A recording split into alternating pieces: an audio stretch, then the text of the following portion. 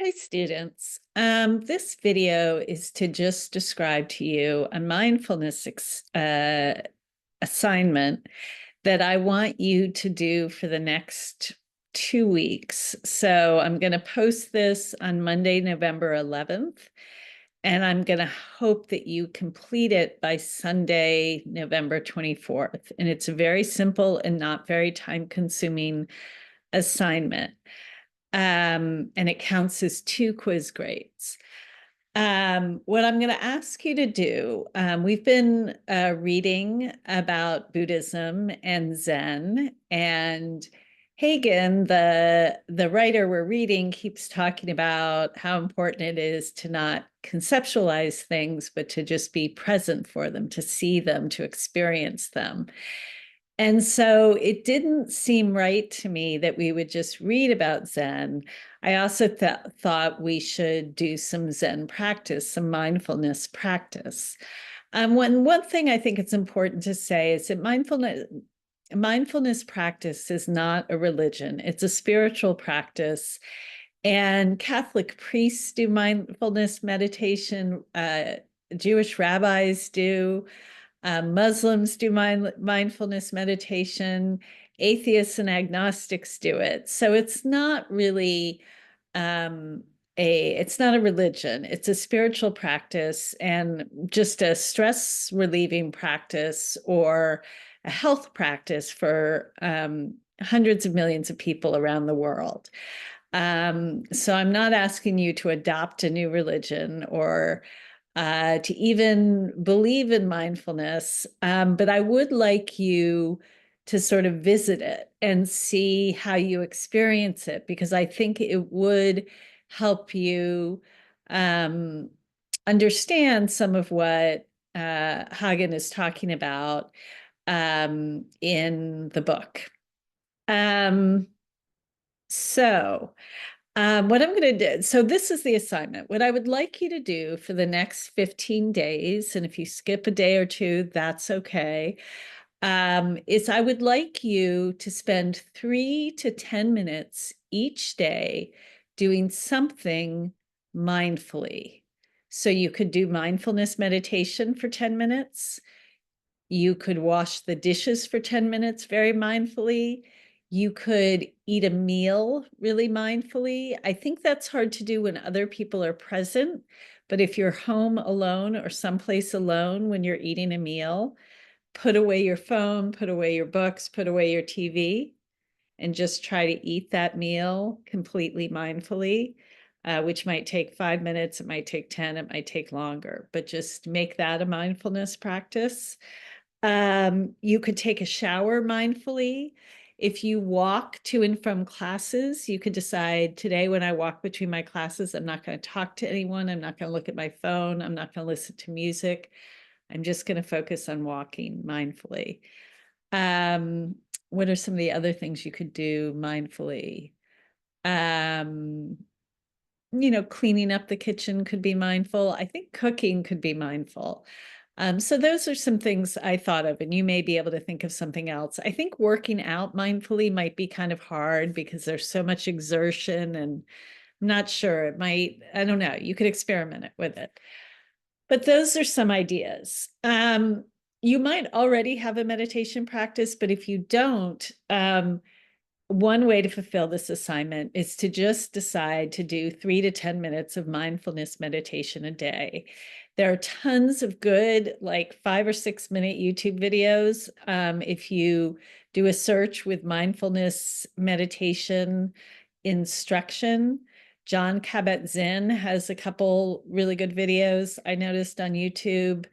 There are a lot of good videos you could look at for instruction, but I'm going to give you really simple mindfulness meditation instruction right now, because it's not that complicated. And in the book, at the end of our reading, right around pages 115 to 120, I'll actually list the exact pages underneath this video when I post it.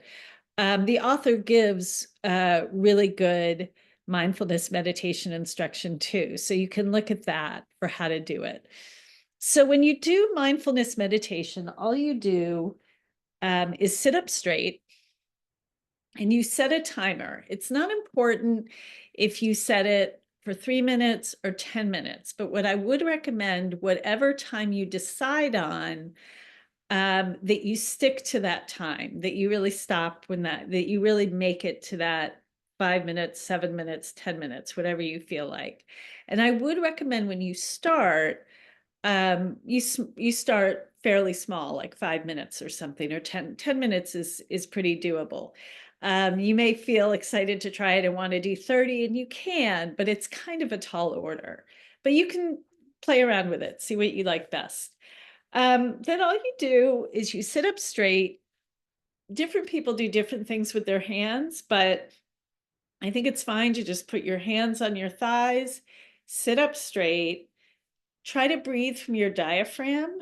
So you're breathing in and out. Most of the time in Zen meditation, people keep their eyes open but lowered. And then you just focus on your breath. You might say to yourself, breathing in one, breathing out one, breathing in two, breathing out two. You go all the way to 10 that way, and then you start over.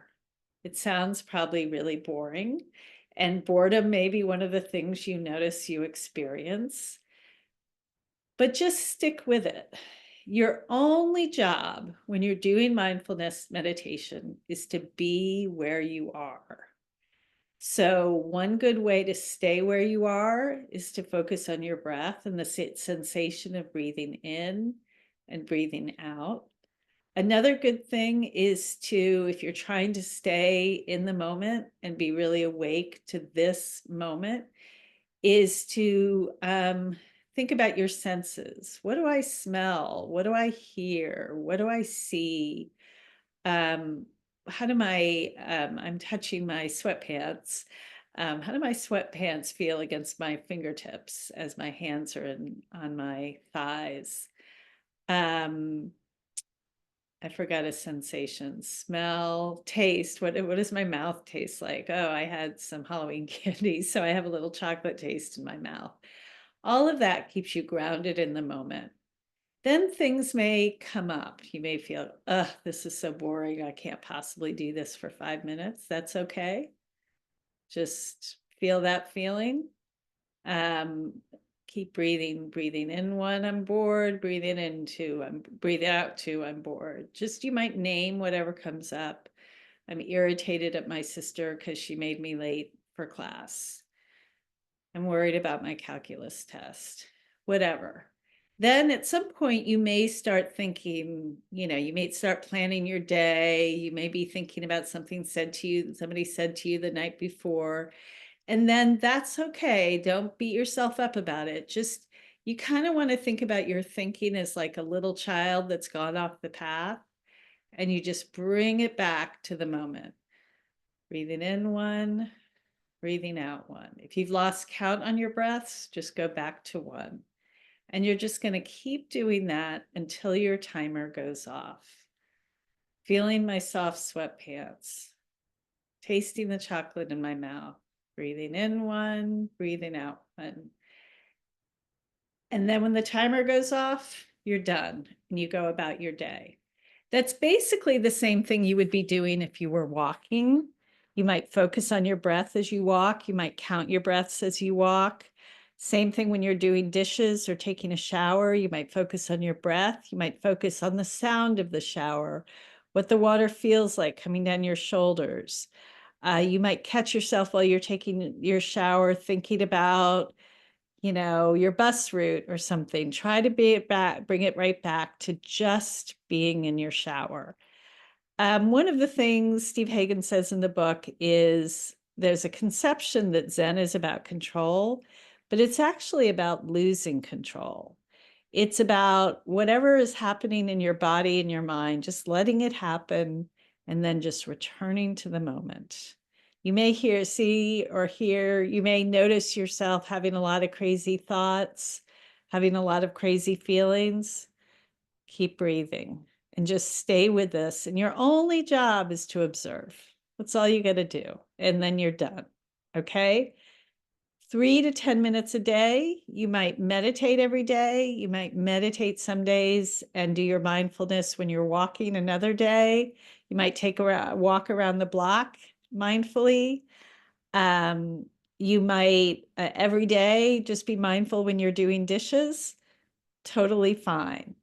The other part of the assignment is I want you to keep a little journal, and you just write the date and time where you were maybe when you did your mindfulness practice, and then just a few thoughts about it. Irritated with my sister, bored as hell, hated it, whatever.